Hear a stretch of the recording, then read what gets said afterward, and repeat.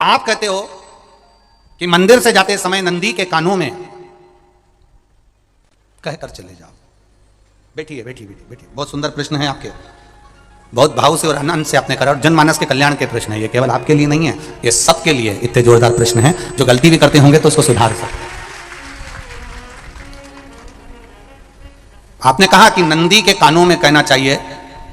लोग हंसते हैं, कहते हैं बताओ वो नंदी के कानों में भगवान को कहना चाहिए।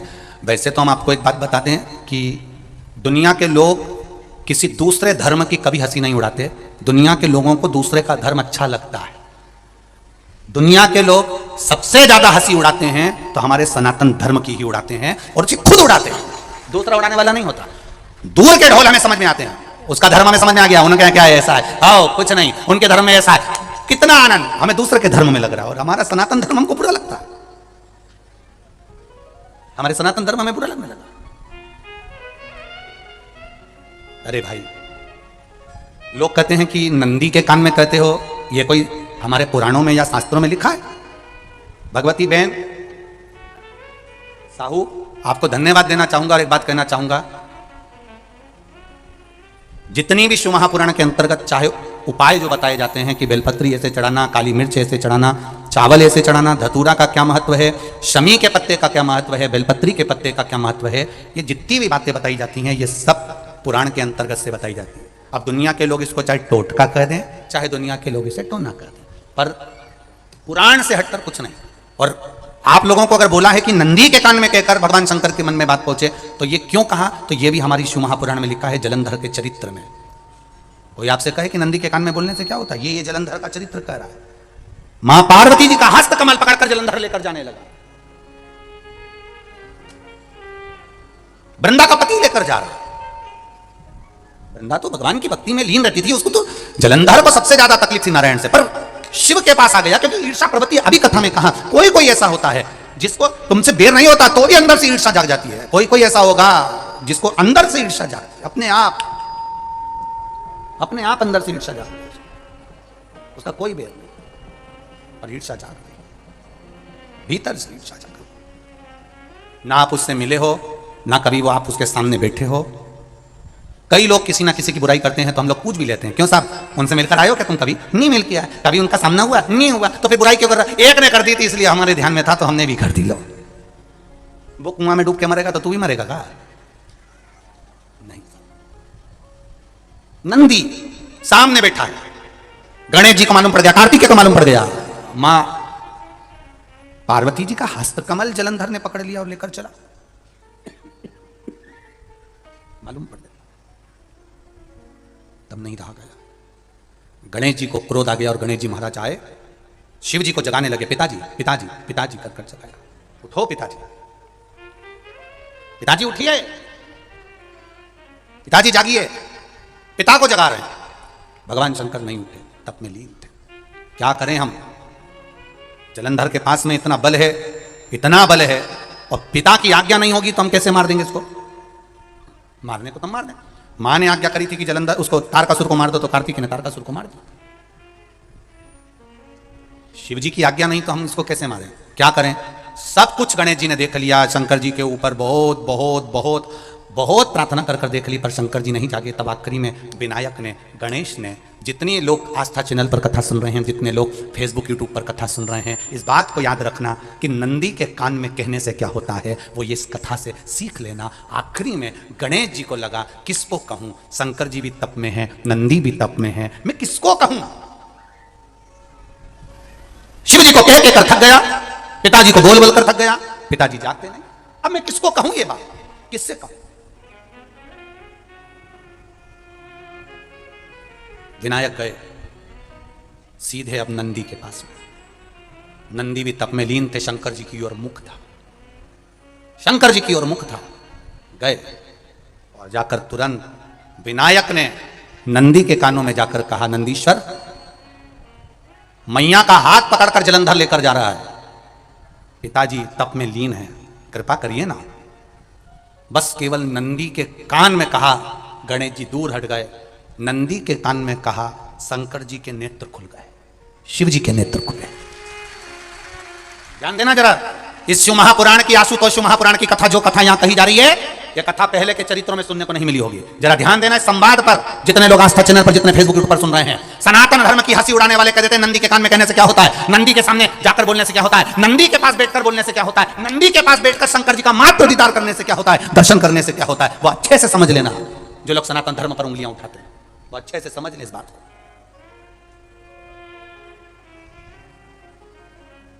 क्या होता है, नंदी तप में लीन, शिवजी तप में लीन, शिव नहीं उठ रहे। विनायक ने नंदी के कानों में जाकर कर दिया, नंदी के कान में जाकर कहा, नंदी के नेत्र नहीं खुले। नेत्र किसके खुले? जम के बोलो, महादेव के खुले, शिव जी के खुले। ये मन का तार, नंदी शंकर की आराधना कर रहे थे, शिव अपनी भक्ति में डूबे थे। यहां कहा, यहां पहुंचा, जो दिल में था उस तक बात पहुंच गई। नंदी के दिल में शिव थे, तुम कहे, नंदी ने शंकर तक बात पहुंचा दी। वो सूत्र जो बंधा था दिल से दिल तक का, वो पहुंच गया। वो सूत्र जो दिल से दिल तक बंधा हुआ था, मन से बंधा हुआ था, खबर वहां तक पहुंच गई, खबर पहुंच गई।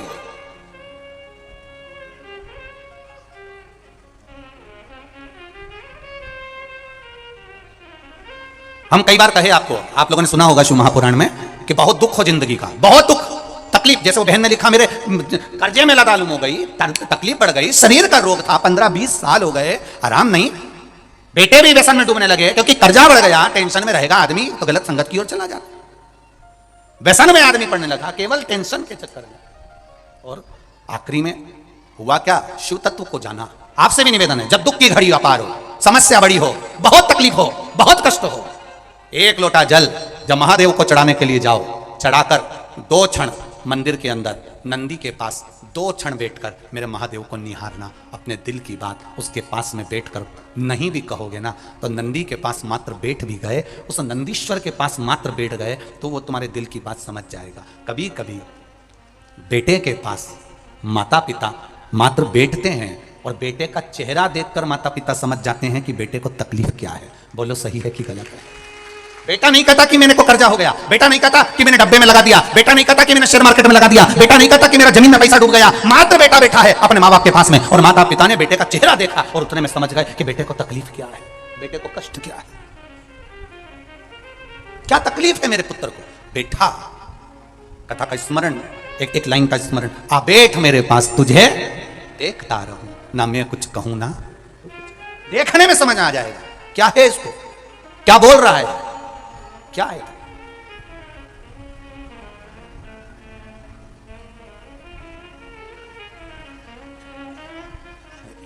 उसको केवल कहने का एक भाव, नंदी के पास बैठ जा, है दुख, अपार दुख है, अपार तकलीफ है, कष्ट है, बीमारी है, रोग है।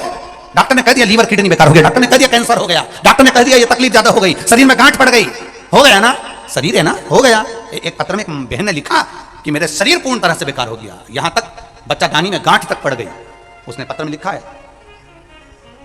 तब तकलीफ बढ़ गई ना, कोई बात नहीं, दवाई खाओ, डॉक्टर को दिखाओ, पर एक बार उस जल को शिव जी पे चढ़ाओ, चढ़ाकर जल लेकर जब घर जा रहे हो, 2 क्षण मेरे नंदीश्वर के पास में बैठ जाओ, नी भी कुछ कहना है मत कहो, एक बार उसके करीब में बैठकर दिल से, मन से मेरे महादेव से जो कहना चाहती हो, बस मन में भी धर लिया, तो मेरे नंदी ने सुनकर वो महादेव से कह दिया। दुनिया का सबसे ज्यादा तप करने वाला, समाधि में लगने वाला, साधना करने वाला, व्रत करने वाला, उपवास करने वाला, तप साधना में लीन होने वाला कोई है तो वो नंदीश्वर है, जो शिव जी के सामने बैठकर उनके सामने हमेशा सामने मुख कर कर तप में लीन रहे, हमेशा तप में लीन, सामने रहकर तप में लीन। कौन कौन गया शंकर जी के मंदिर? सब गए हो? नंदीश्वर को देखा है? रख लो हाथ। तुम गए तो कभी नंदी ने पलट के तुम्हें देखा? अरे बोलो तो जम के, नहीं देखा।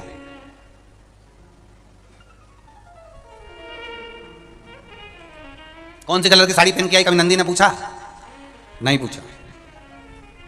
पलटा? नहीं। केवल एक टकटकी है उस नंदी की, वो है देव अधिदेव महादेव। नंदी की कथा कहती है, जब हम शिव महापुराण में जाएं, भगवान की कथा में जाएं, मंदिर में जाएं, नंदी हमको सीख देता है कि तुम्हारा ध्यान दूसरी जगह नहीं जाना चाहिए, मैं शिव को देख रहा हूं, तुम भी शिव का दीदार कर कर जाइए। कुछ नहीं देखना, कुछ नहीं, अपने प्रेम को दर्शाने का भाव प्रकट करिए। हम कई बार कहते हैं शिव महापुराण में जितने कार्यकर्ता कार्य करें, हम उनसे बार बार कहते हैं, हर जगह कथा में कहते हैं, और आगे भी जो कथाएं वो भी अच्छे से सुन ले। हम हर कथा में कहते हैं कि शिव पुराण में जितने कार्यकर्ता कार्य करते हैं, जितने लोग संभालते हैं, चाहे वो कार्यकर्ता हो, चाहे बाउंसर हो, चाहे काली शर्ट वाले हो, चाहे पीली शर्ट वाले हो, उन सबसे एक निवेदन रहा है, किसी से भी आप बोलो, मीठा बोलना, प्रेम से बोलना, आड़ा टेढ़ा मत बोलना। दुनिया के लोग आपको नंदी के रूप में देखते हैं, सेवक के रूप में देखते हैं कि आप देवाधिदेव महादेव की सेवा करने आए हो, और आप अगर किसी से अपशब्द कह दो या किसी से आड़ा टेढ़ा कह दो तो उसमें आपकी श्रेष्ठता नहीं है। दुनिया के लोगों को ये लगता है हम सीहोर वाले महाराज की कथा में गए थे और हमारे इसको ऐसा कह दिया। दिक्कत वहां खड़ी हो जाती, प्रेम परोसा जाए। आशुतोष शिव महापुराण की कथा है, आशुतोष आपके भीतर भी होना चाहिए, आपका किसी से बैर नहीं, केवल प्रेम होना चाहिए। लुटाओ प्रेम, जितना दे सकते हो दीजिए, अपने स्नेह को बांटने का मौका मिला। क्या मिला ये कोकड़ी वालों को, क्या मिला ये बालोदा बाजार वालों को, ये भाटापारा वालों को, ये कोकड़ी गांव के लोगों को, बालोदा बाजार वालों को, भाटापारा वालों को, या छत्तीसगढ़ वालों को ये 7 दिन प्रेम लुटाने का मौका मिला है। कितना लुटा सकते हो लुटाइए। शिव महापुराण की कथा नहीं होती है, ये प्रेम देखा जाता है। अभी कथा थी मालेगांव में, मालेगांव में कथा, पूरा भारत का लोग जानता है कि मालेगांव में क्या स्थिति रहती है, ये पूरी दुनिया जानती है।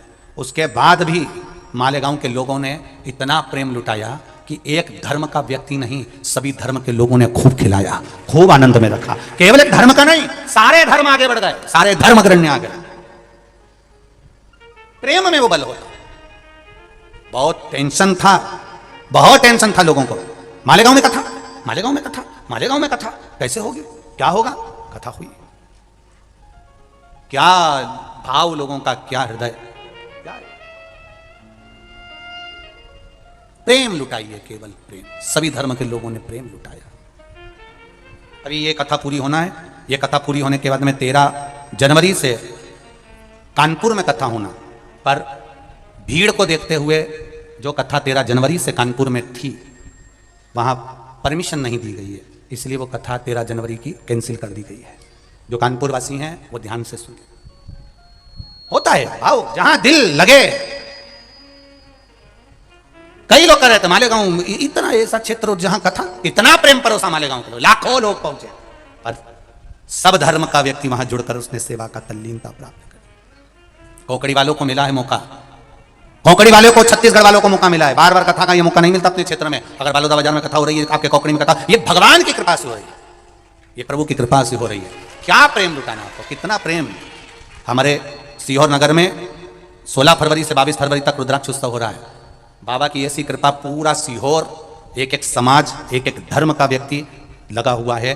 सारे, चाहे अग्रवाल समाज हो, महेश्वरी समाज हो, ब्राह्मण समाज हो, साहू समाज हो, राठौर समाज हो, भाऊसार समाज हो, स्वर्णकार समाज हो, दर्जी समाज हो, कुष्मा समाज हो, कायस्थ समाज हो, जितनी समाजें होती है, सब समाज के लोगों ने अपनी अपनी धर्मशाला निःशुल्क कर दी भक्तों को रुकाने के लिए। रुको, और सब जगह प्रसाद की व्यवस्था कर दी, सब जगह खाओ आओ।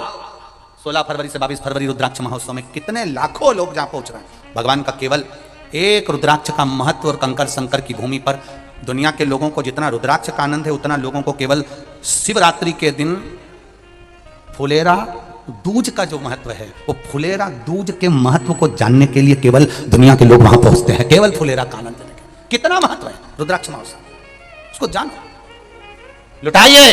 ये मौका मिला है आनंद का, दिल से प्रेम लुटाओ। नंदी से कहा, नंदी ने देवाधिदेव महादेव से नहीं कहा, केवल नंदी आंख बंद कर बैठे थे। कहते सही भगवान गणेश के शब्द शिव जी तक पहुंच गए, शिव जी के नेत्र खुल गए और उन्होंने जलंधर के पास पहुंचकर पार्वती जी का हस्त कमल छुड़वाया। जरा विचार करिएगा, आप नंदी से कहते हो, मेरे महादेव तक बात पहुंच जाती है। आपको केवल नंदी से प्रेम से कहना है, नंदीश्वर मेरे बाबा, ए मेरे बाबा, आप रोज शिव जी को लेकर भ्रमण पर निकलते हो, मुझे बहुत दुख है, आप मेरे दुख को मिटाने के लिए मेरे दरवाजे पर क्यों नहीं आते। नंदीश्वर से कहा, शिव जी तक बात पहुंच जाएगी, शंकर के नेत्र आपके लिए खुल जाएंगे और महादेव आपके यहाँ खड़ा, मेरा महादेव आपके पास में खड़ा मिले। तेरी कृपा बिना न हिले एक भी अणु, लेते हैं श्वास तेरी कृपा से दरू दरू। बखान क्या करूं मैं राखों के ढेर का, चपटी भभूत में खजाना कुबेर का। हे गंगधार मुक्ति द्वार ओमकार तू, आयो शरण शंभु तार तू।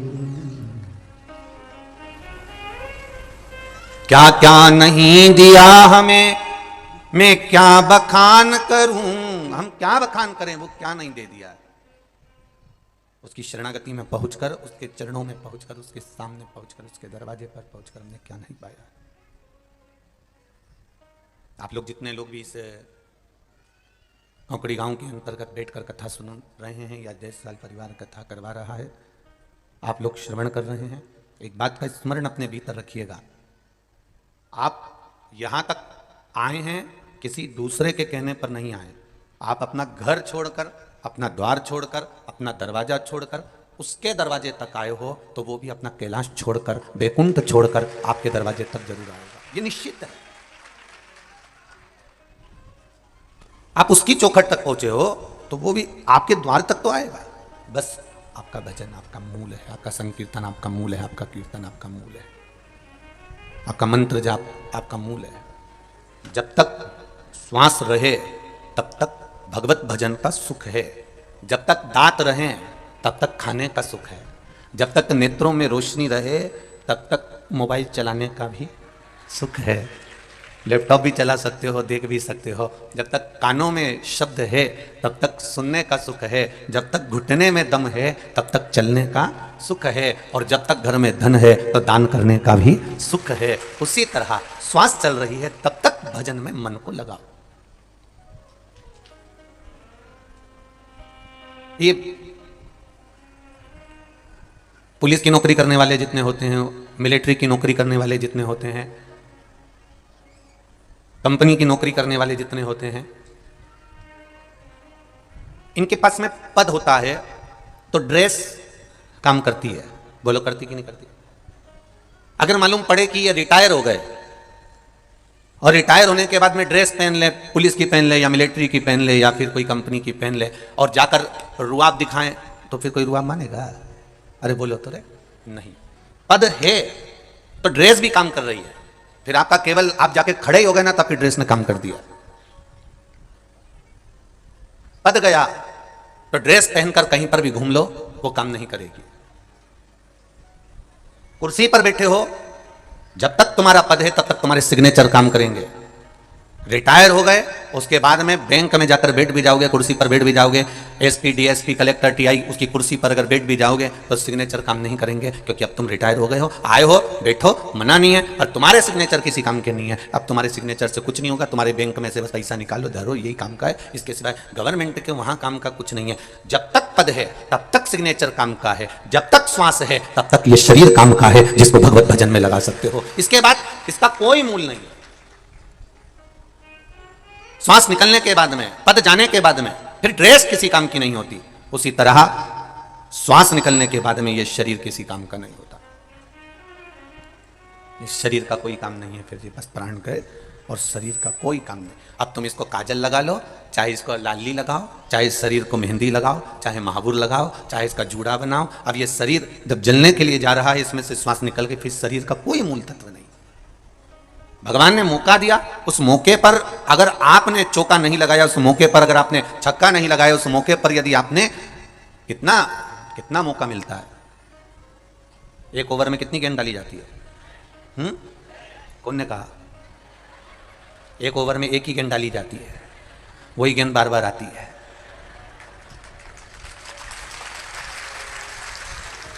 यही तो गलती है ना। तुम तो कह रहे अच्छे, एक ओवर में एक ही गेंद डली है, बस वही बार बार आई है, बदल बदल के पीली, लाल, नीली, हरी, गुलाबी डाली है।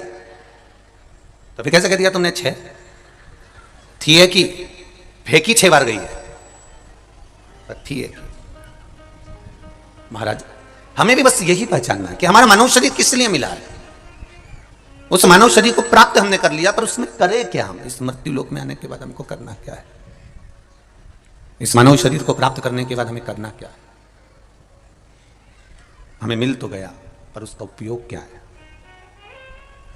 शरीर आज जयसवाल परिवार ने अगर यहाँ कौकड़ी में कथा करवाई है, आप सब ने मिलकर इसको संभाला है, पूरे कौकड़ी गांव वासियों ने संभाला, पूरा बलौदा बाजार ने संभाला, और ना जाने कहाँ कहाँ से आप लोग पधारे, आप लोगों ने इस कथा को संभाला जरूर है। पर हिम्मत करी जयसवाल परिवार ने, और हिम्मत करी तो ये कौकड़ी में कथा हो।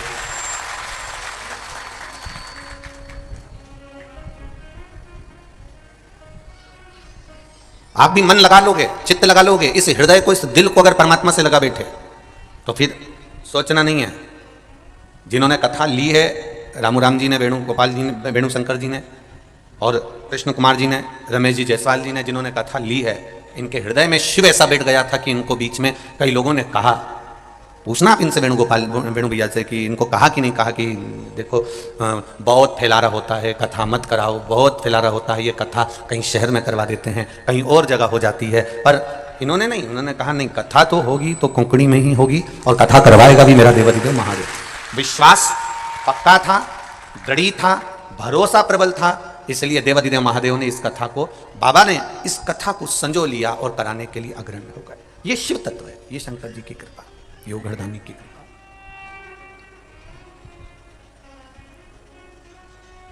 मिने तेरे ही भरोसे ओ बाबा, तेरे ही भरोसे हवा बिच उड़ती जावांगी, बाबा डोर हटो छड़ी नाम कटी जावांगी, भोले मैं तेरी पतंग, शंभो मैं तेरी पतंग, हवा बिच उड़ती जावांगी, बाबा डोर हटो छड़ी नाम कटी जावांगी।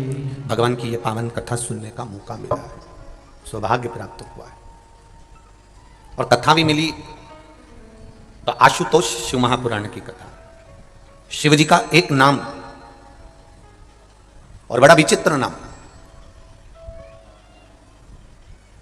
जिस नाम को हम जानकर पहचान सकते हैं कि आशुतोष का मतलब होता है शीघ्र प्रसन्न होने वाला, शीघ्र देने वाला। अपमान को भी वो सहज भाव में ले लेता है। पूरी शिव महापुराण को उठाकर देख लो, शंकर जी का कोई दुश्मन मिल जाए तो बता देना, पूरी शिव पुराण को देख लो। और जितनी शिव महापुराण की कथा तुमने अभी तक उठाकर सुनी हो, देखी हो, उसमें एक भी बता दो जो शंकर जी का दुश्मन। भस्मासुर शंकर जी का भक्त था, तारकासुर शिव जी का भक्त था, बाणासुर शिव जी का भक्त था, गजासुर शिव जी का भक्त था, शंखचूर्ण शिव जी का भक्त था, जलंधर शिव जी का भक्त था, रावण शिव जी का भक्त था। और जितने असुरों को उठाना, एक एक असुरों को उठा लीजिए, जितने राक्षसों को उठाना हो शिव महापुराण में से उसको उठाकर देख लो, एक भी शंकर भगवान का दुश्मन नहीं है, एक भी।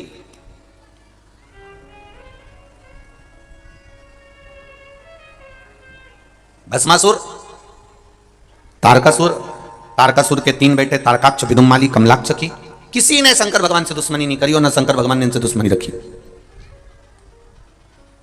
कोई दुश्मन नहीं है, क्योंकि शिव का एक नाम है आशुतोष। आज के जमाने में लड़के का नाम आशुतोष रख दो तो वो दूसरे से दुश्मनी पाल सकता है और दूसरे उससे दुश्मनी पाल सकते हैं। नाम रखने से कुछ नहीं होगा महाराज कि तुम्हारा नाम ये हो गया। आशुतोष नाम रख लिया तुमने और तुम सोचो कि मैं उससे भेद कर रहा हूं, उससे द्वेष कर रहा हूं, वो मेरा भाई ने मुझे लूट लिया, मेरे भाई ने ऐसा कर दिया, मेरे भैया ने ऐसा कर दिया, मेरी भाभी ने ऐसा कर दिया, मेरी माता ने ऐसा कर दिया, मेरे पिता ने ऐसा कर दिया, साथी ने ऐसा कर दिया। नाम रखने से कुछ नहीं होगा। तुम सोचो कि नाम रख लिया और तुम आशुतोष हो गए, तो ये बहुत कठिन बात है साहब। आशुतोष का मतलब तो समझो, शिव पुराण के 24,000 श्लोक में से एक श्लोक ऐसा बता दो जो शंकर जी का दुश्मन था, कोई असुर, कोई राक्षस, कोई शिव जी का द्रोही था, कोई दुश्मन था। तारकासुर भी शंकर भगवान का दुश्मन नहीं था, जलंधर भी शिव जी का दुश्मन नहीं था, बाणासुर भी शंकर भगवान का दुश्मन नहीं था। ये जितने असुरों की लिस्ट निकालोगे, जितने राक्षसों की लिस्ट निकालोगे, इन लिस्ट में आप देखोगे कि इन सबने शिव जी की भक्ति करी, इन सबने शंकर का भजन करा। ये दुश्मन है ही नहीं, ये द्रोही है ही नहीं, इनमें दुश्मन का कोई भाव है ही नहीं। जिसका कोई दुश्मन नहीं होता, अर्थात सामने वाला व्यक्ति भले मन में थोड़ा सा बैर उत्पन्न कर ले, पर महादेव किसी के प्रति बैर उत्पन्न नहीं करते। इसलिए शिव जी का नाम एक है जिसको लोग क्या कहते हैं, जम के बोलो जरा, आशुतोष कहते हैं, क्योंकि बैर नहीं। अब एक एक राक्षसों का चरित्र उठाकर देखिएगा। भस्मासुर का चरित्र उठा लो पहले, और भस्मासुर के चरित्र को देखिए। कौन था यह भस्मासुर? एक राजा जिसने शिव जी को प्रसन्न करने का मन में ठान लिया था। इतनी सेवा करी भगवान शंकर की, इतनी सेवा करी, इतनी सेवा करी, शिव जी प्रसन्न हो गए, मांग तुझे क्या चाहिए। शंकर भगवान ने कहा आपके कैलाश पर मुझे कोई सेवा दे दो। जैसे कोई आकर करे, भैया बताओ आपने कौकड़ी में कथा चल रही है, जयसवाल जी बताओ जरा मुझे क्या करना पड़ेगा, बताओ मेरे लिए कोई सेवा हो तो बताओ। तो इन्हें कह दिया साहब आप एक काम करो कि जो भी भगत आए इनको चाय पिला दो। हमने कहा चाय तो पिला दूंगा, पर दिक्कत यह है कि दूध ला सकता हूं, पत्ती ला सकता हूं, गैस ला सकता हूं, भट्टा ला सकता हूं, पर बनाएगा कौन?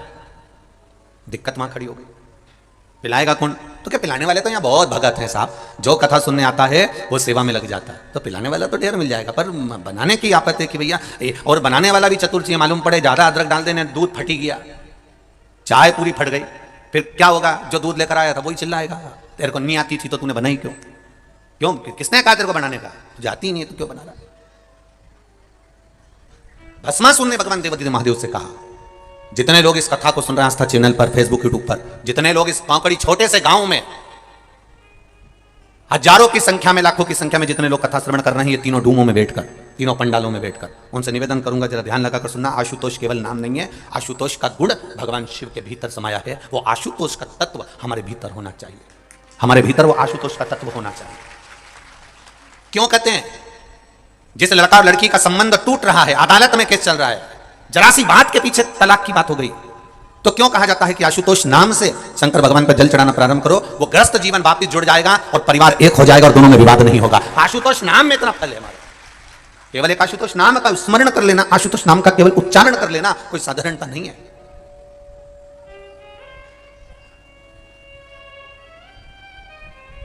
जब बहुत क्लेश अपार क्लेश होता है, पति पत्नी में झगड़ा होकर पत्नी मायके भी चली जाती है, पति अपने घर पर रह जाता है, एक दूसरे का फोन आना बंद हो जाता है, एक दूसरे से बातचीत बंद हो जाती है, कोई पत्र व्यवहार नहीं होता, 6 महीना 8 महीना साल भर 1.5 साल हो गया, ना पति सुध ले रहा है ना पत्नी सुध ले रही, तो उस जगह पर आशुतोष भगवान कार्य करते हैं। उस समय पर आपका एक लोटा जल शंकर भगवान को जब चढ़ाने के लिए जाते हो, और जल चढ़ाते समय जब शिव जी को आशुतोष कहकर जल समर्पित करा जाता है, जल का पात्र जब भरा जाता है, तो इस पात्र को जब इस तरह से चढ़ाते हैं तो वो आशुतोष का स्मरण कर कर किया जाता है। तब कितना भी विवाद हुआ हो, दोनों पक्ष में से किसी न किसी एक पक्ष की ओर से फोन आना चालू हो ही जाता है। आशुतोष शब्द ही एक आनंद है,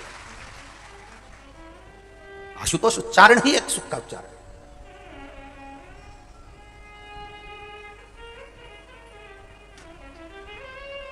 भस्मासुर ने पूछा मेरे लिए सेवा, शिव जी ने कहा क्या सेवा दूं तेरे को? पार्वती जी बोली कोई तो सेवा देना पड़ेगा, आपका भक्त है, भजन कर रहा है, पूजन कर रहा है। अब इतनी दूर से आए लोग और पूछे कौकड़ी में आने के बाद हमको सेवा बताओ, तो जो बोले ना साहब सेवा बताओ सेवा बताओ सेवा बताओ, कोई ऐसी सेवा बताओ साहब कि वो सेवा के लिए फिर सोचे कि दादा बड़े गजब फंसे रे, बड़े गजब फंसे। पर लोगों को सेवा कहां चाहिए? हमें मंच की सेवा दो, हमें स्टेज की सेवा दो, हमें फूल माला की सेवा दो, हमें पंडाल की सेवा दो, हम सीटी बजाएं सबको बिठाएं। फिर अगर यह सेवा नहीं मिले तो जहां भोजन का काम हो वहां पर माइक पकड़ने की सेवा दो। यह सेवा नहीं बने तो फिर हमको जो है सबको भोजन परोसने की सेवा दो। और उससे भी बड़ी सेवा कही कि हम बर्तन यहां से हम लोगों से कहेंगे बर्तन उठा के वहां रखो, प्लेट उठा के वहां रखो, तो यह सेवा हमारी। अब इतनी बड़ी बड़ी सेवा लोगों ने ले ली, फिर इससे जो बड़ी सेवा है कि साहब, इससे बड़ी जो सेवा है कि साहब वो देख के आओ पूरे पंडाल में कहीं गंदगी तो नहीं है पड़ी, कहीं कचरा तो नहीं पड़ा, तो इतने में वो कह देगा बताओ, हमें बोल रहा है कचरा देखने का, हमें बोल रहा है गंदगी देखने के लिए, सारी अच्छी अच्छी सेवा इनको दे दी और वो सेवा हमको दे दी। और देखा जाए शिव महापुराण की सबसे बड़ी सेवा है कि जहां कथा सुनने बैठे हो वहां कोई गंदगी तो नहीं है, वो भी हमें ही देखना। स्वच्छता का ध्यान रखना भी हमारा फर्ज है, स्वच्छता का ध्यान रखना हमारा फर्ज है। तब भस्मासुर ने कहा मुझे सेवा बताओ। पार्वती जी बोली बताओ इनको सेवा बताइए, आप सेवा दीजिए इनको, दो इनको सेवा। तब भोलेनाथ जी ने एक सेवा दे दी कि मैं रोज भस्म लगाता हूं, तू मुझे मुर्दे की भस्म लाकर दे दिया करना, बस इतनी सेवा तू मेरी कर। अब भस्मासुर ने कहा प्रभु वाह क्या सेवा दी है, बहुत बढ़िया सेवा है, अब बताओ कहीं का होता तो कह देता बताओ मुर्दे की भस्म लेने भेज रहा मेरे को, पर भगवान ने कहा नहीं तू मुर्दे की भस्म ढूंढ के ला। अब ये रोज जाता मुर्दे की भस्म लेकर आ जाता, रोज जाता शमशान से मुर्दे की भस्म लेकर आ जाता, रोज जाता मुर्दे की भस्म लेकर आ जाता। साल निकल गए, अब कोई जरूरी है कि रोज कोई मरेगा?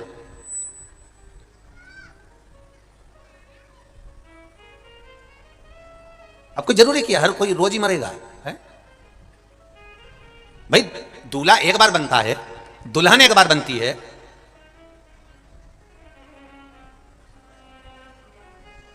तो कोई जरूरी है कि हर बार दूल्हा दुल्हन बने वो? नहीं नहीं नहीं।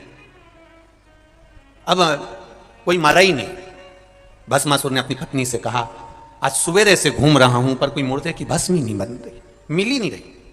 पत्नी ने कहा, सद्दूर देखिए आए, आओ, हर जगह पर गए थे, सब जगह हो जाए, हाँ, पर मुर्दे की भस्म ही नहीं मिली। पत्नी बोली, मुझे लग रहा है लोगों ने मरना बंद कर दिया है, मुझे ऐसा महसूस हो रहा है। पति ने कहा, भोलेनाथ जी को सुबेरे सुबेरे भस्म लगती है, भस्म का श्रृंगार होता है, भस्म नहीं मिलेगी तो भोलेनाथ जी के पास में मैं कैसे जाऊंगा? उनने मुझे सेवा दी है। अब धर्म पत्नी तो धर्म पत्नी थी, ऐसी चतुर धर्म पत्नी सबके पास होना चाहिए, ऐसी चतुर। लोगों को लगता जरूर है कि गणेश जी के पास में रिद्धि सिद्धि है, नारायण जी के पास में लक्ष्मी है, भगवान ब्रह्मा जी के पास में ब्रह्माणी है, ब्रह्मा जी के पास में ब्रह्माणी है, भगवान विष्णु के पास में लक्ष्मी है, गणेश जी के पास में जम के बोलो रिद्धि सिद्धि है, और हमारे पास में जिद्दी है। तो लोगों को लगता जरूर है कि भाई ये कहीं ना कहीं गड़बड़ तो होगा। अब उनके पास में भले रिद्धि सिद्धि हो, पर अपने पास तो इतनी जिद्दी कि 2-3 बार तो उसके पिताजी को भी बोल दिया, तुम्हारी छोरी बड़ी जिद्दी है। एक बार अड़ जाती है ना तो सुनती नहीं है किसी की भी। तो उनके पिताजी ने भी कह दिया, बेटा तुम ये मत सोचना कि गणेश जी की रिद्धि सिद्धि थी, अपनी तो जिद्दी हमारी, तुम्हारी सास भी ऐसी है। अब वो क्या बोले उसके लिए? बोले तो बोले, क्या बोल सकते उसके लिए? तब जमाई ने भी सोच लिया, ससुर तो खुद बेचारे परेशान है। और ईमानदारी की बात है, तुम खुद देख लेना अपने अपने ससुराल जाकर, जितनी सास की चलती है उतनी ससुर तो बेचारा लकड़ी की कुर्सी पे बैठा मिलता है। तुम खुद देखो अपने अपने ससुराल जाकर, ससुर बेचारा कुर्सी पे बैठा है, काम करता रहेगा, उसका तो बेचारे ससुर का मुंह भी इतना नहीं चलता जितना चलता। भले इसके मुंह में दांत नहीं, पूरा सोफा सेट निकल गया, पूरा गाया, पर इतनी बोले, और कभी कभी जब खाने बैठे तब फ्रिज में से दांत निकाल के हिट करके फिर बैठी। अब जमाई को भी लगा बिना दांत के इतनी बोल रही, अब दांत लग गया तो कितनी बोलेगी? सोचने वाली बात। तो इस अंदाजे में मत रहना भाई। हो धर्मपत्नी मिले, भस्मासुर की धर्मपत्नी बड़ी चतुर थी, बड़ी विद्वान। और भस्मासुर की धर्मपत्नी ने तुरंत, भस्मा ने कहा, मैं क्या करूं तू बता मेरे को। धर्मपत्नी बोली, देखो सीधी सीधी बात है, मुर्दे मिलना मुश्किल हो गए, शमशान में आग नहीं लग रही है, भस्म नहीं मिल रही है, तो तुम एक काम क्यों नहीं करते, अपनी खुद की फैक्ट्री क्यों नहीं खोलते? अपनी खुद की फैक्ट्री खोलो। भस्मासुर ने कहा, मतलब मैं जाके मर जाऊं और मेरी भस्म शिव जी को चढ़ जाए? पत्नी बोली, फैक्ट्री का मतलब ये थोड़ी ना है, कच्चा माल दूसरी कंपनी का लाओ, अपनी फैक्ट्री से सर्व करो। कोई कोई दवाइयां किसी अन्य फैक्ट्री में बनती है, लेवल तुम्हारा लग जाता है कि साहब इनकी दुकान का माल है, इनकी कंपनी का माल है, इनका सामान है, तुम अपनी फैक्ट्री क्यों नहीं चालू करते? तो कि मैं अपनी फैक्ट्री, बताइए शमशान में मुर्दा की भस्म की कोई फैक्ट्री होती है? इतने में धर्मपत्नी ने कहा, भोलेनाथ जी तुम्हारे इतने प्रिय हैं, तुम शिव जी का इतना भजन करते हो, एक बार फिर अच्छे से तप करो, साधना करो, शंकर भगवान आशुतोष हैं, वो तुम्हें वर जरूर देंगे। तो वर क्या मांगना है? तो क्या बस फैक्ट्री मांग लेना? तो फैक्ट्री क्या? तो धर्मपत्नी कहती है, बस इतना मांग लेना कि तुम जिस पे हाथ रखो वही भस्म, रोज ताजा ताजा भस्म कंपनी की तैयार, रोज तैयार, अपनी खुद की फैक्ट्री, सवेरे से उठना किसी पे भी धार देना, निपट गया, रात तैयार, महादेव को दिया। इतने में भस्मासुर ने कहा, क्या गजब की बुद्धि है तेरी, क्या गजब की बुद्धि। अब इसको इतनी सी अकल नहीं आई कि अगर सुबह से उठ के इसने तेर पे धर दिया तो तू तो गई। अब इसको इतनी बुद्धि नहीं आई और इसने फैक्ट्री चालू करवा दी। और भस्मासुर तप में लीन हो गया। क्या तप करा भस्मासुर ने, क्या तप करा, शिव जी प्रसन्न हो गए। क्या बात है भस्मासुर, प्रभु मैं बड़ा दुखी हूं। शंकर जी ने पूछा, क्या दुख आ गया तेरे को? प्रभु आपके लिए भस्म नहीं ला सकता क्योंकि मुर्दे ही नहीं मिलते हैं, तो मैं जली हुई भस्म कहां से लाऊं? शंकर भगवान बोले, तो फिर क्या करेगा? बस आप मुझे वर दे दो, मैं जिस पे हाथ रखूं वही भस्म हो जाए, इतनी कृपा कर दीजिए, बस और कुछ नहीं चाहिए। जिस पे हाथ रखूं वो भस्म। शंकर भगवान ने कहा, तथास्तु। ये अपने घर चले गया। धर्मपत्नी ने पूछा, क्या हुआ? भगवान शंकर प्रसन्न हो गए? आओ, उन्होंने वर भी दे दिया, जिस पे हाथ रखे वही भस्म। धर्मपत्नी बोली, पहले एक आध बार फैक्ट्री की मशीनों को ऐसी चला के देखना पड़ता है, काम कर रही कि नहीं कर रही। तो पति ने बोला, क्या शिवजी बहुत चतुर हैं, तुम्हें इतनी जल्दी भस्म होने का आशीर्वाद नहीं दे सकते, ये मैं गारंटी देती हूं। इतने में पत्नी ने जैसे ही बोला तो पति बोला, तू ऐसा मत बोल, वो महादेव हैं, ऐसा हो नहीं सकता कि वो मुझे वर नहीं दे सकते, वो तो वर देते हैं। नहीं नहीं नहीं, तुमने प्रैक्टिकल करके देखा है कहीं? हाथ रख के देखा है तुमने कहीं? पहले फैक्ट्री का मोहरा श्री गणेश वहीं से होना चाहिए जिन्होंने वरदान दिया। मतलब शंकर जी के ऊपर पहले हाथ रख के देखो, अगर वो भस्म हो जाए तो समझ लो कि तुम्हारा आशीर्वाद तुम्हें अच्छा मिल गया, और नहीं हो तो समझ लो ने झूठा वरदान दिया। अब भस्मासुर वापिस पहुंच गया। हर हर महादेव। शंकर भगवान ने पूछा, दादा कैसे आ गया? कुछ नहीं, आपके ऊपर हाथ रख के देखना है।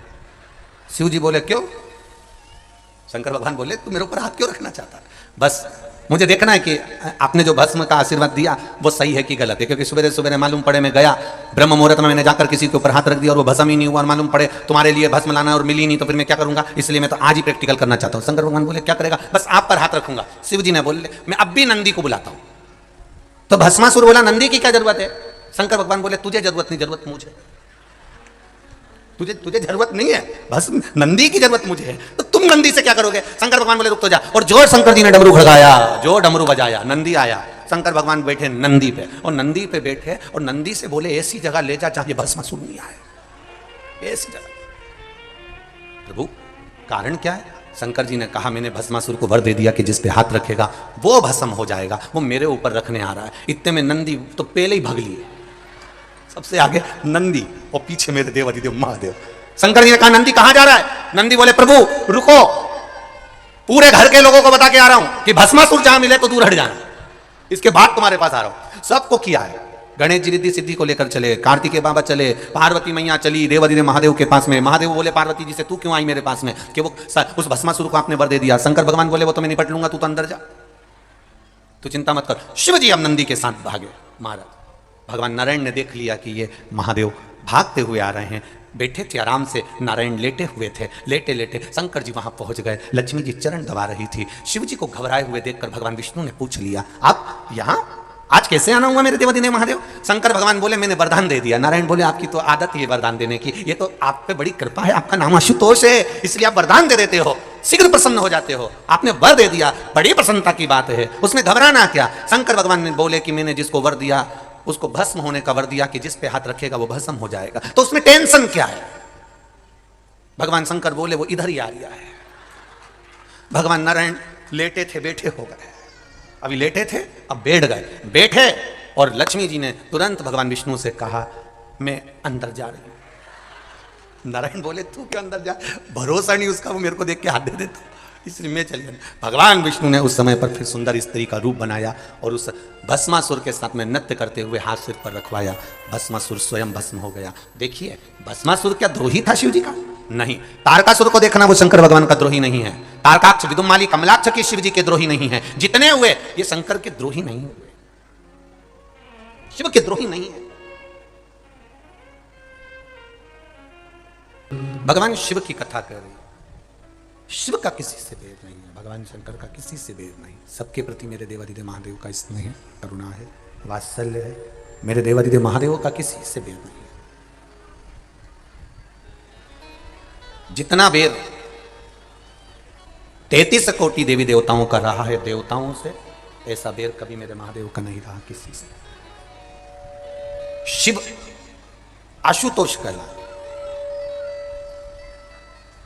आप घर पर जाकर शिव महापुराण की पोथी को पढ़िएगा। भगवान शंकर के पावन संवाद को आप जरूर पढ़िए कि शंकर भगवान का किसी से बैर रहा हो तो जरूर बताइएगा। शिव का बैर नहीं किसी से। जो बैर रखने वाले भी हैं वो शंकर जी के पास में आकर प्रेम करने लगते हैं। जैसे शिव जी की सवारी है नंदी और मां जगतजननी की सवारी है शेर। शेर और नंदी का कभी विवाद नहीं हुआ जब तक वो शंकर जी के पास में रहे। मोर सर्प एक दूसरे के विरोधी हैं, फिर भी इनका बैर नहीं है। सर्प और चूहा ये एक दूसरे के विरोधी हैं, पर इनका बैर नहीं हुआ। आशुतोष भगवान शिव का एक नाम के साथ में, एक स्मरण के साथ में एक कर्म भी है कि शालीनता, शीतलता, स्नेह, मौनता, करुणाता, वात्सल्यता, स्नेह जुड़ा हुआ हो, प्रेम जुड़ा हुआ हो, वात्सल्यता जुड़ी। इसलिए आशुतोष नाम में एक सुख है, आशुतोष नाम में एक आनंद है। और अपने जीवन में एक बात हमेशा उतार कर रखिएगा, भाव में उतार कर रखिएगा कि जीवन में जब उलझन उत्पन्न हो रही हो, जब लग रहा हो कि ये मानव की देह, मानव का शरीर मिल जरूर गया, पर उलझनों में अगर जीवन चल रहा है, तो उन उलझनों में तब देवादिदेव महादेव के एक नाम का उच्चारण अवश्य करें। वो नाम है, जम के बोलो जरा, आशुतोष। उस नाम का स्मरण अवश्य करें। शंभु शरणे पड़ी, मांगू घड़ी रे घड़ी, दुख काटो, दया करी निदर्शन। ये शरीर भगवत भजन का सुख देने वाला, कितना सुंदर कहा है हमारे संतों ने। 24 घंटे हैं, 24 घंटे भगवान ने दिए हैं, ये 24 घंटे। 24 घंटे में से थोड़ा सा समय निकालकर परमात्मा को दो। चलते समय में भगवान ये कभी नहीं कहता कि तुम अलग से कोई समय दो। भगवान कह रहा है 24 घंटे में जो समय तुम्हारे पास में है, उस समय में से थोड़ा सा समय निकालकर आप परमात्मा को दे दीजिए। अलग से भगवान को कुछ नहीं चाहिए, अलग से भगवान लेना भी नहीं चाहते। भगवान तो कहते हैं जो तेरा चल रहा है उसी चलते में काम करो। दुकान अच्छी चल रही है, किराने की दुकान अच्छी चल रही है, कपड़े की दुकान अच्छी चल रही है, घी की दुकान अच्छी चल रही है, बर्तन की दुकान अच्छी चल रही है, किराने की दुकान अच्छी चले। कहीं मौका मिल जाए, किसी गरीब कन्या का विवाह है, किसी गरीब बड़े के घर में शादी है और बेटी को ब्याह है, और तुम्हें मालूम पड़ जाए कि गरीब की छोरी का ब्याह है, तो किराने की चलती हुई दुकान में से थोड़ा सा सामान निकालकर उस बेटी के ब्याह में पहुंचा दो। चलते में दान करो। कपड़े की दुकान है, चल रही है, चलती दुकान में से थोड़ा सा कपड़ा निकाल कर ले साहब, उनकी बेटी का ब्याह है, नहीं उसके पास में इतना, ले जाओ सब दिया। बर्तन की दुकान है, चलती दुकान में से थोड़ा सा निकाल कर पात्र लो साहब, मैं कन्यादान में मैंने ये 5 बर्तन भेज दिए, मैंने 10 बर्तन भेज दिए। चलते में कर्म करिए। किराने की चलती हुई दुकान से थोड़ा सा किराना निकाल दोगे, मालूम नहीं पड़ेगा।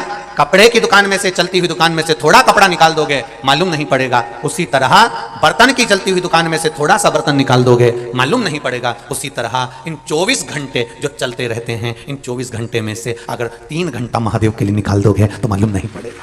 ये मालूम नहीं पड़ने वाला है। ये आनंद, गला पकड़, ये सुख, ये आनंद देने वाला है, ये समृद्धि देने वाला। चलते में निकालिए। जब चलते में निकालोगे तो उसका एक आनंद दूसरा रहेगा। आए हैं यहां पर बहुत सारे लोग कथा श्रवण करने के लिए, कईयों के पत्र भी आए। देखो कितना भाव से पत्र लिखे हैं, देखिए।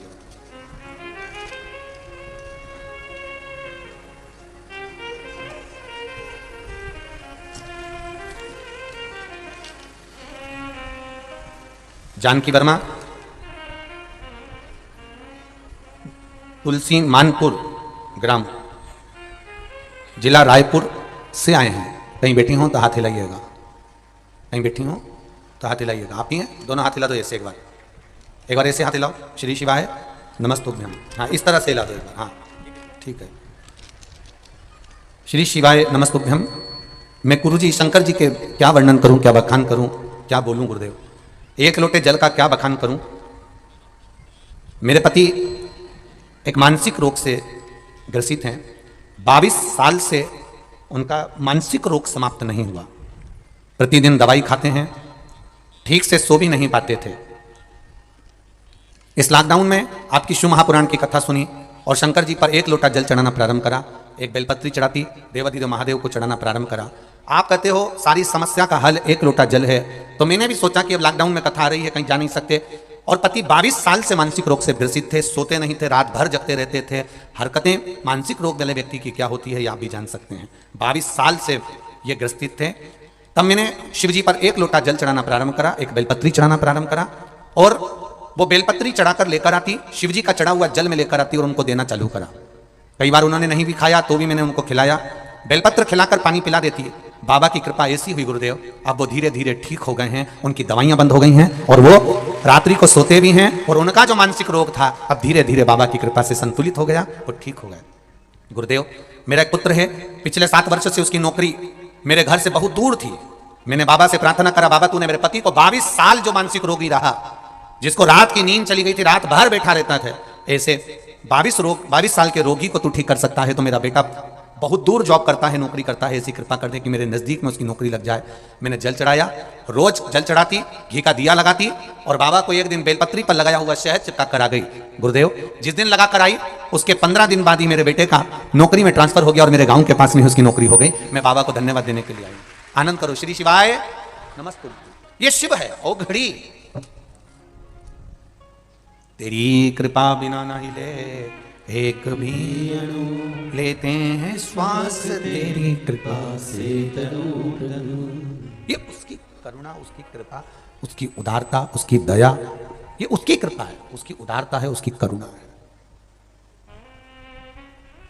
आप दिल से कहेंगे वो दिल से सुनता है, आप दिल से पुकारेंगे वो दिल से श्रवण करता है। अब कहो उसको। एक पत्र और देखिए कितना सुंदर आया है।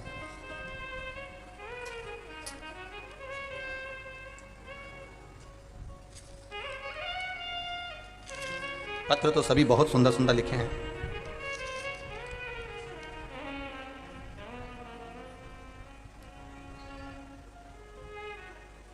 शंभु शरणे पड़ी मागु घड़ी, दुख काटो दया करी मैं दर्शन आपो।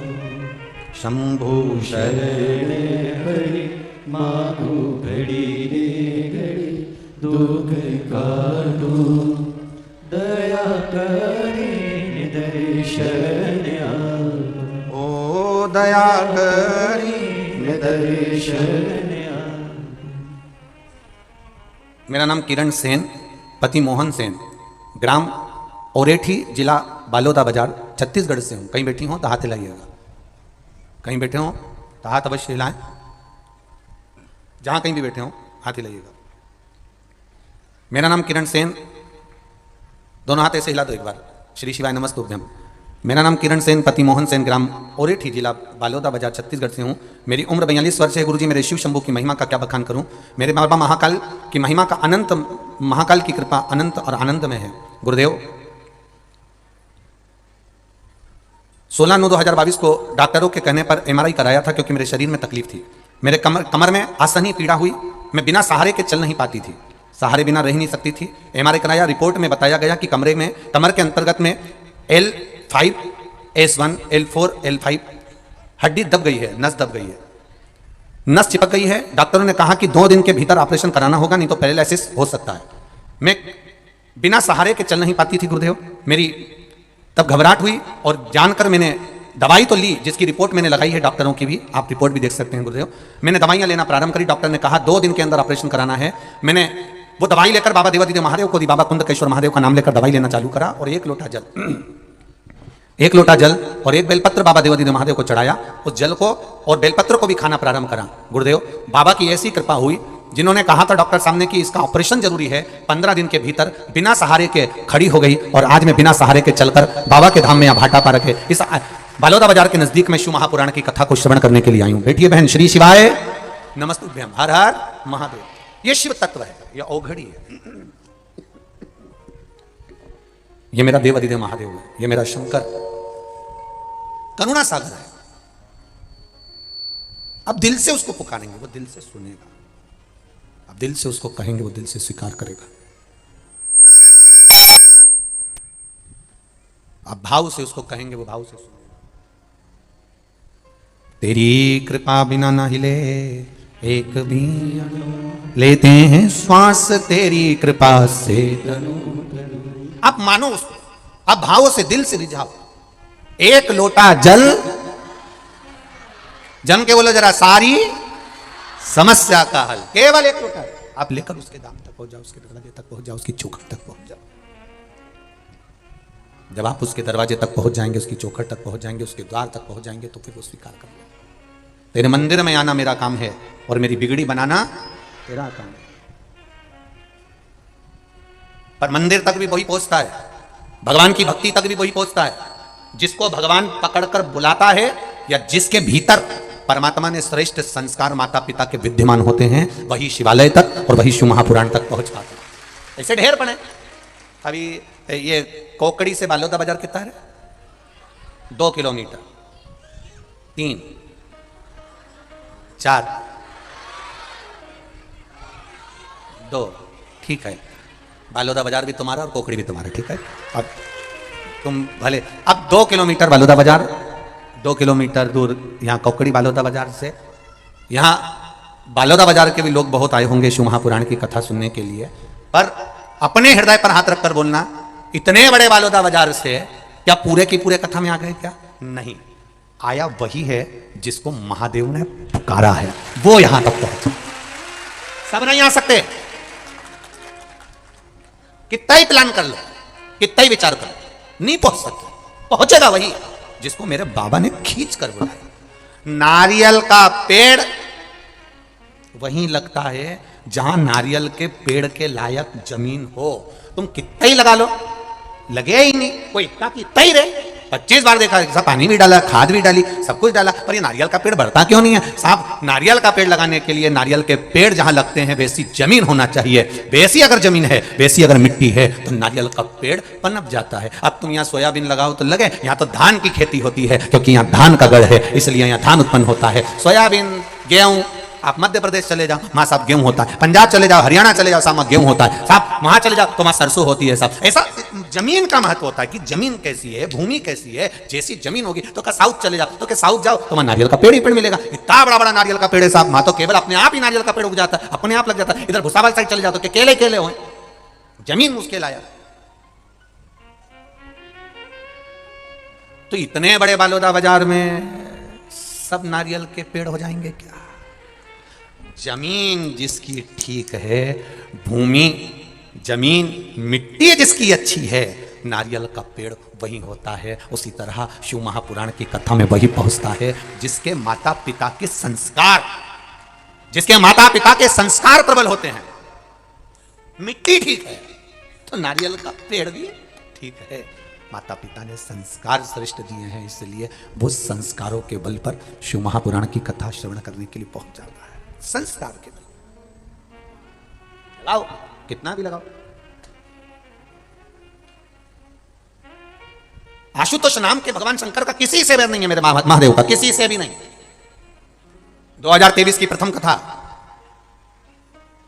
2023 की पहली कथा 2 जनवरी 2023 में चालू हो रही है, और दिन भी मेरे बाबा का वार, सोमवार, दिन भी सोमवार, और कथा की शुरुआत भी, और कथा भी आशुतोष। ये बता रही है किसी से बैर नहीं करना हमको, किसी से नहीं। घर में रहो, पत्नी पति के साथ रहे, पति पत्नी के साथ रहे, बैर का कोई काम ना रहे। भाई भाई के साथ रहे, बैर का कोई काम ना रहे। बहन भाई रहे, बैर का कोई काम ना रहे। अपनों के साथ रह रहे हो तो बैर का कोई काम ना रहे। किस चीज का बैर करना? भगवान विष्णु और असुरों का बैर रहा, ब्रह्मा जी और असुरों का बैर रहा, इंद्र और असुरों का बैर रहा, और मेरे देवाधिदेव महादेव का कोई बैर नहीं था। मेरे महादेव तो आशुतोष हैं। जो भी तारकासुर ने क्या मांगा था, शंकर भगवान के पुत्र के द्वारा मरूं, तो ये बैर होगा क्या? शिव जी के पुत्र के द्वारा। तो किसी ने पूछ लिया तारकासुर से, तूने ऐसा वर क्यों मांगा? तारकासुर कहते हैं महादेव शादी नहीं कर रहे थे, सती के जाने के बाद मेरे महादेव ने विवाह नहीं करा, तो मेरा मन था मैं जिसका भजन करता हूं उसको दुखी नहीं देख सकता, उसकी शादी होना चाहिए। इसलिए मांग लिया कि मरूंगा तो शंकर भगवान के पुत्र के द्वारा मरूंगा। जब ये तपस्या से उड़ जाएंगे, शादी कर लेंगे, बेटा होएगा, मैं मर जाऊंगा। अच्छा मांगा। तारकासुर भगवान शिव का भजन करता था, इसलिए माता पार्वती जी ने कर दिया था सुंदर कार्तिकेय।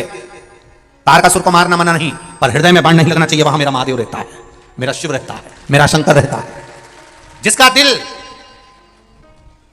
दिल, जिसका मन, जिसका हृदय शंकर की कथा में, मेरे देवाधिदेव महादेव की कथा में खुल जाता है, उसको फिर हार्ट अटैक नहीं आता है, क्योंकि दिल में महादेव बैठा होता है। दिल में महादेव बैठा है, चित्त में महादेव बैठा है, भजन में महादेव बैठा है। फिर उसका दिल हॉस्पिटल में नहीं खुलेगा। बस एक बार अगर जिसने दिल लगा लिया, जिसने हृदय महादेव के इस पावन कथा में लगा लिया, महादेव की कथा में खोल लिया, फिर उसको कहीं खोलना, कहां खोलना उसको? एक किसी माता ने पत्र लिखा है, इतनी कर्जे में लदालूम हो गई थी, लिखा पत्र, वो पत्र ढूंढना पड़ेगा जी। इतनी कथा में इतनी कर्जे में लदालूम हो गई कि बेटे लोग, जिसने पत्र लिखा वो खड़ी हो जाना है, अब ढूंढने पे लगता है।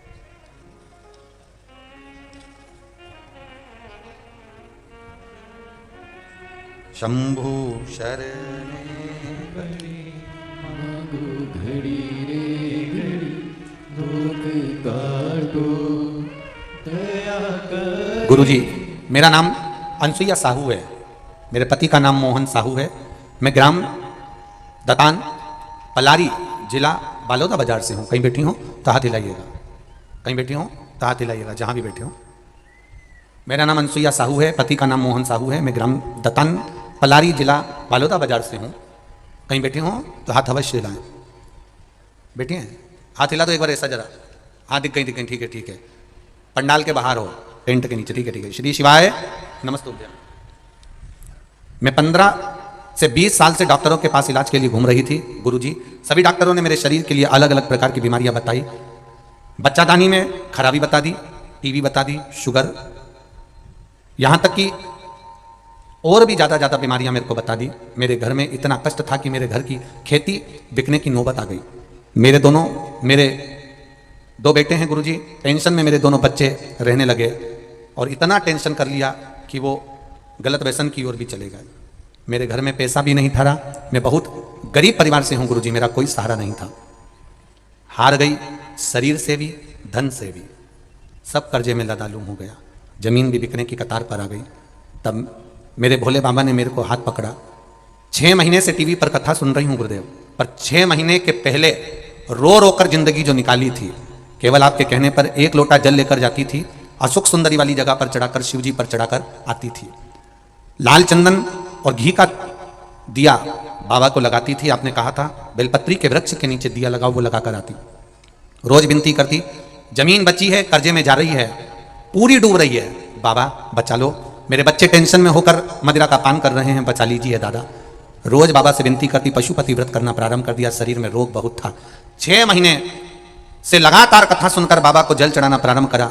आज मेरे बाबा ने मेरे बेटों का हाथ पकड़ लिया, मेरे बेटों ने मदिरा का नशा छोड़ा और मेरी जमीन बच गई, कर्जे से चुकती कर दी। जो कर्जा था मेरे बाबा ने सब चुकवा दिया। मैं बाबा को प्रणाम करने आई। बैठो बहन। श्री शिवाय नमस्ते। ये शिव तत्व है, ये शंकर है। उसकी कृपा, उसका विश्वास, उसका भरोसा। और जितने लोग यहां कथा सुनने आए हो, ये तीनों पंडाल और पीछे के पंडाल जितने तुम भरकर बैठे हो, इतना विश्वास मानकर सुनना।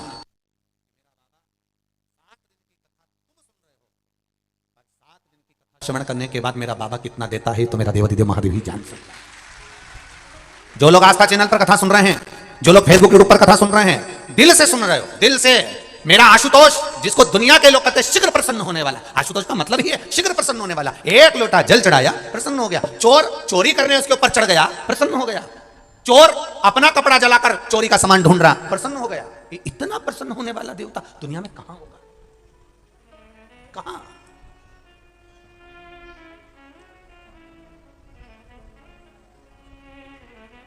कहां मिलेगा वो ऐसा सरल, सहज, आनंद देने वाला? विचार करो जरा।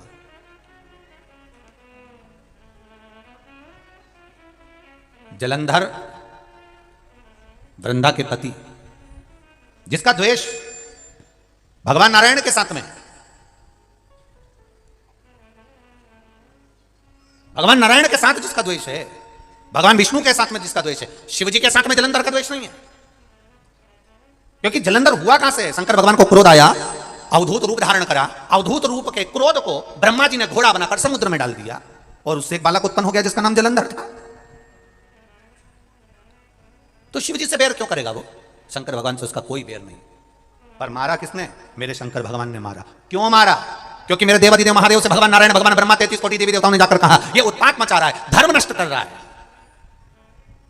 मेरे शिव मारने के लिए आतुर जब होते हैं जब कोई धर्म को नष्ट करे। मेरा शंकर आता तब है जब धर्म नष्ट होता है। ये शिव महापुराण की कथा दुनिया के लोग सुन रहे हैं, सारा संसार, देश विदेश में लोग सुन रहे हैं। जहां शंकर के मंदिर नहीं थे वहां शंकर के मंदिर बन गए। जो शिव के मंदिर टूट रहे थे उन शिव के मंदिर को लोगों ने बचाना प्रारंभ कर लिया। जिन मंदिरों में धूल जमी होती थी उस मंदिर में जाना कर प्रारंभ कर दिया। जिस मंदिर में कोई नहीं जाता था, कुत्ते बैठे रहते थे, वो मंदिर साफ होकर आज भक्तों ने जाना प्रारंभ कर दिया। कारण क्या है? क्योंकि जब जब धर्म की हानि होती है तब मेरा महादेव सम्मुख में आता है और देखा मेरे महादेव ने इस भारत की भूमि पर भी कहीं ना कहीं सनातन धर्म टूट रहा है, धर्म की हानि हो रही है, तब शिव पुराण के रूप में मेरा सनातन धर्म को बचाने मेरा महादेव आ गया। सनातन धर्म को बचाने के लिए मेरा महादेव प्रकट हुआ। यह शिव पुराण नहीं है, यह समझ लेना कि कुबेर भंडारी के रूप में, कुबेरेश्वर महादेव के रूप में, यह शिव पुराण नहीं, कुबेरेश्वर महादेव के रूप में सनातन धर्म को बचाने के लिए यह शंकर की गाथा है। शिव तत्व शंकर स्वयं आया है, उसको पहचान। सबसे ज्यादा खुशी होना चाहिए कौकड़ी बालोदा बाजार भाटापारा वालों को, सबसे ज्यादा प्रसन्नता होना चाहिए। क्यों? हमारे नगर के पास में, हमारे क्षेत्र के पास में, हमारे जिले के अंतर्गत देवादिदेव महादेव की कथा हो रही है। कहीं शिव की कृपा होना थी, इसलिए बाबा ने इस कथा को करा दिया। कहीं शिव की कृपा होनी थी। क्यों आया? क्या कारण था? इसलिए क्या कारण था?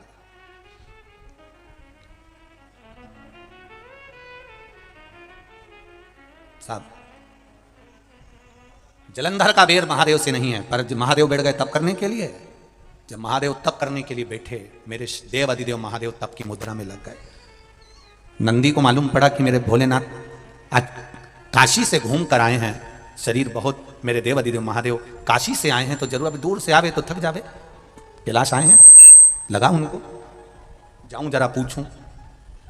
जो पहुंचे, जैसे ही पहुंचे, क्या देखा?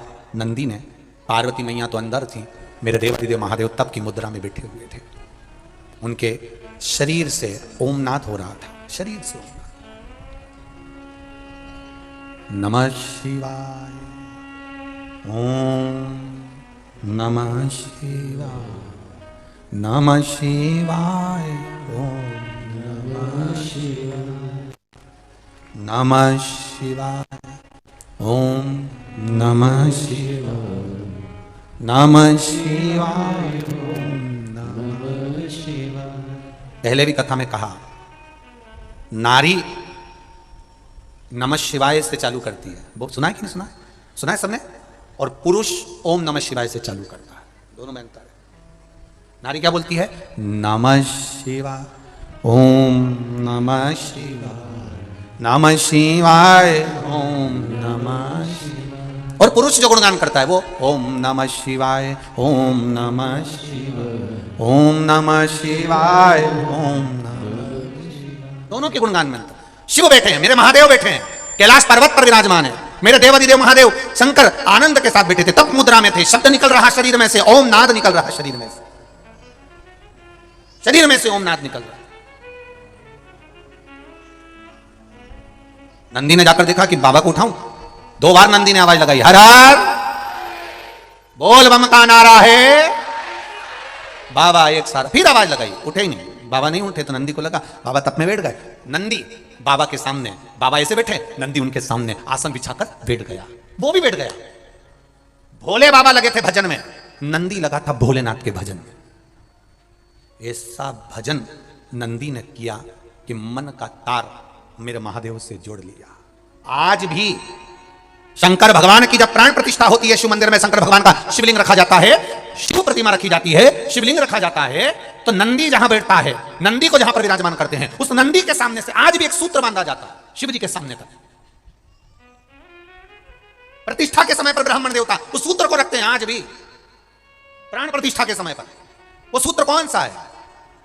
वो सूत्र है हृदय से हृदय तक का तार जोड़ना, उसको लोग सोमसूत्र भी कहते हैं। आज भी लोग रखते हैं उसको, स्वर्ण तार, चांदी का तार भगवान शिव के शिवलिंग से नंदी के सम्मुख में सोमसूत्र का स्मरण किया जाता है। आज भी बांधते हैं, आज भी लगाते हैं जब विराजमान कर। अब नंदी बैठे भगवान शिव के सामने, तप में लीन, महादेव तप में लीन। इतनी देर में आ गया जलंधर, जिसका कोई बैर नहीं महादेव से, कोई बैर नहीं है महादेव से, तो भी जलंधर आया। और जलंधर आकर माता पार्वती जी को देखा, कितनी सुंदर है मां।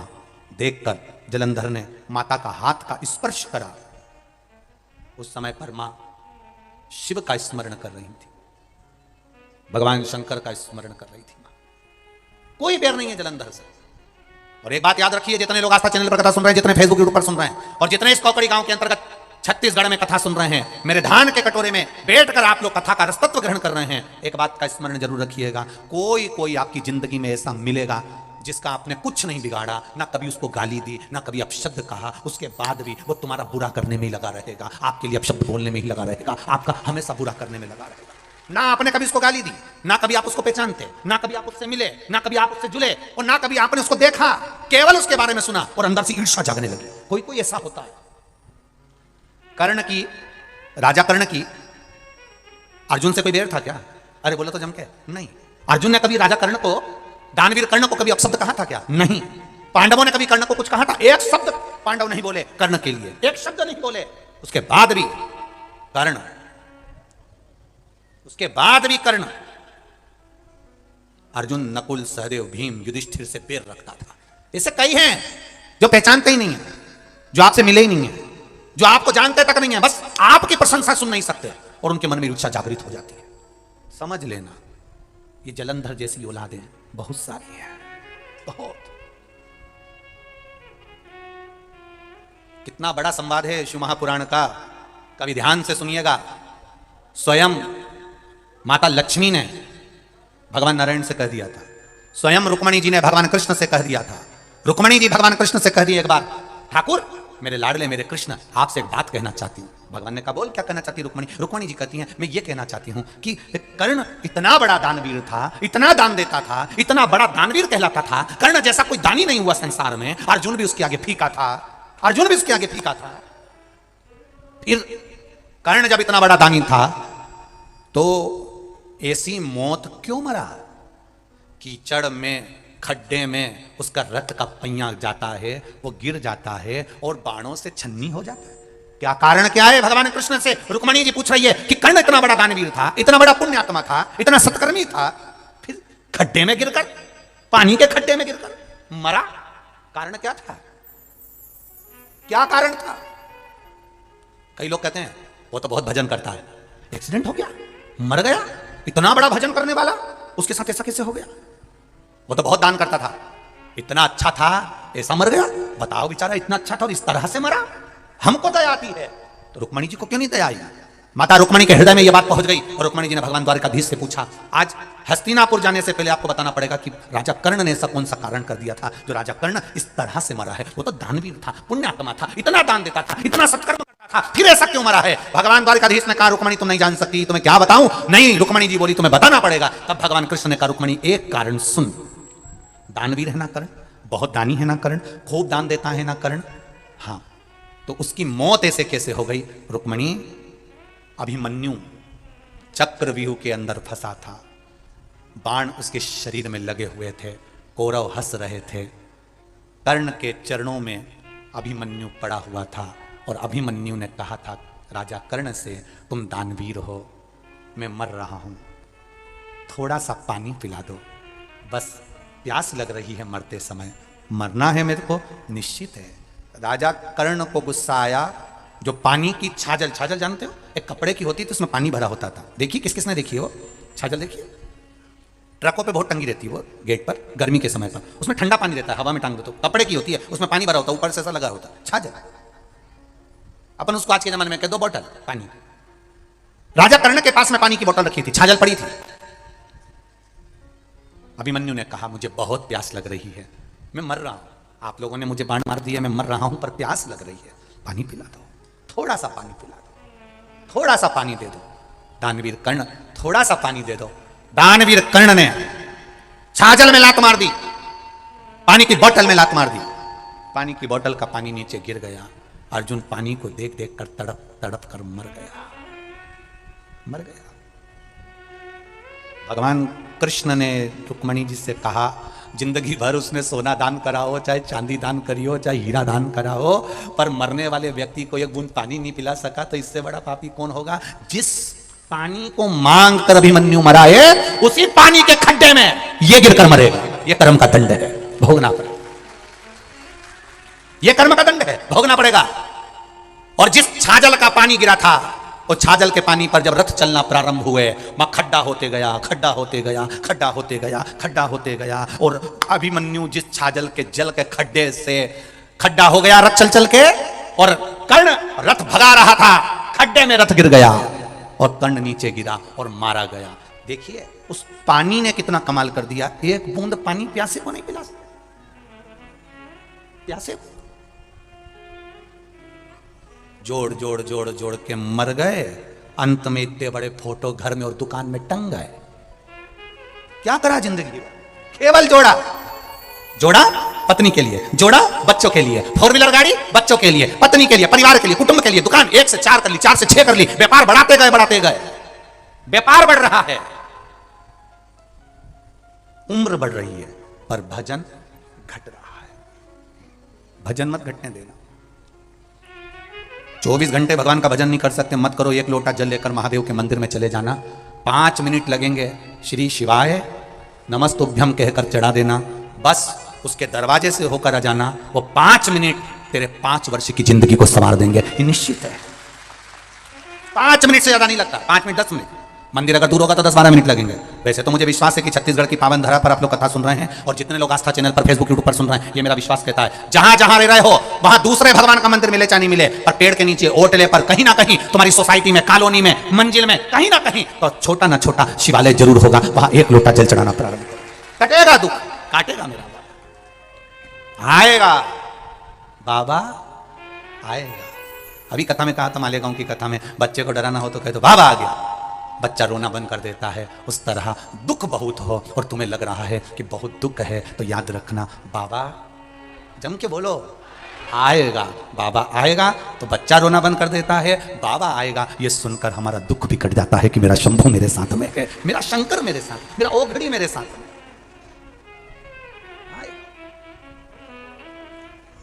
बुरे नहीं सकता। और जब वो आएगा तो जीवन का सुख अपने आप संवरता है, जब उसकी भक्ति बढ़ती है। एक राजा कर्ण के मरने का चरित्र कह रहा है कि एक मरने वाले व्यक्ति को पानी पिला नहीं सका, तो मरा भी ऐसा कि उसी खड्डे में डूबकर, उसी खड्डे में रथ का पहिया फंसकर पटक गया, नीचे गिर गया। कभी कभी हमारा धन, हमारी संपदा ही हमारा दुख का कारण हो जाती है। बहुत पैसा होता है, बहुत पैसा होता है, तो कोई उसके बेटे को, पत्नी को, परिवार को कोई ले जाए, क्यों ले गए? पैसे के चक्कर में उठा कर ले गए, साहब किडनैप कर लिया, ऐसा धन इतना कमाया था, वो धन ही हमारा विनाश का कारण हो। धन, वो दौलत ही हमारा विनाश। कहां करें? शिव जी के सामने नंदी बैठ गया, तप में लीन, साधना में लीन। एक प्रश्न करा है किसी बेटी ने, इस पत्र के माध्यम से प्रश्न किया गया। भगवती साहू, मोबाइल नंबर दिया है आपने, इनके प्रश्न है। भगवती कहीं बैठी हो तो हाथ जरूर हिलाइएगा, प्रश्न अच्छे हैं आपके, बाबा की कृपा। कहीं बैठी हो तो हाथ जरूर हिलाना। भगवती साहू आप इन लिखा है, दोनों हाथ हिला दो एक बार। श्री शिवाय नमस्तुभ्यम। आपका पत्र प्राप्त हुआ, बहुत सुंदर प्रश्न है आपका। गुरुजी, पशुपति व्रत में जो 6 दिए लगाए जाते हैं, उसमें बत्ती गोल लगाना चाहिए कि लंबी लगाना चाहिए? प्रश्न बहुत अच्छा है, एक बार जोरदार ताली बजाओ भगवती साहू के लिए, बहुत अच्छा प्रश्न है। हमने पहले भी कथा में कहा कि शंकर भगवान के मंदिर में पार्वती भी है, शिव भी है, दोनों विराजमान है। आप दोनों तरह की बत्ती शंकर के मंदिर में लगा सकते हो। जहां देवी के मंदिर में अकेली देवी होती है तो वहां पर फिर लंबी बत्ती का क्रम आ जाता है। पितरों की पूजा हो रही होती है, लंबी बत्ती का क्रम आ जाता है। पर जहां पर देवाधिदेव महादेव भी हैं, पार्वती भी है, वहां आप गोल भी बत्ती समर्पित कर सकते हो और लंबी भी बत्ती लगा सकते हो, उसमें कहीं दोष नहीं आएगा। फिर आपने वर्णन करा 5वां व्रत पूर्ण होने पर 108 पुष्प या चावल बेलपत्र चढ़ाते हैं। सबको एक साथ चढ़ा देना चाहिए कि एक एक करके चढ़ाना चाहिए? वैसे शास्त्र रीति के अनुसार पशुपति व्रत में जो 5वां सोमवार पूर्ण होगा और आप 108 अगर कोई वस्तु चढ़ा रहे हो, तो एक एक कर श्री शिवाय नमस्तुभ्यम, श्री शिवाय नमस्तुभ्यम एक एक कर चढ़ाना चाहिए। एक साथ हाथ में लिया और एक साथ नहीं चढ़ाना, एक एक कर समझ। बहुत अच्छा प्रश्न है।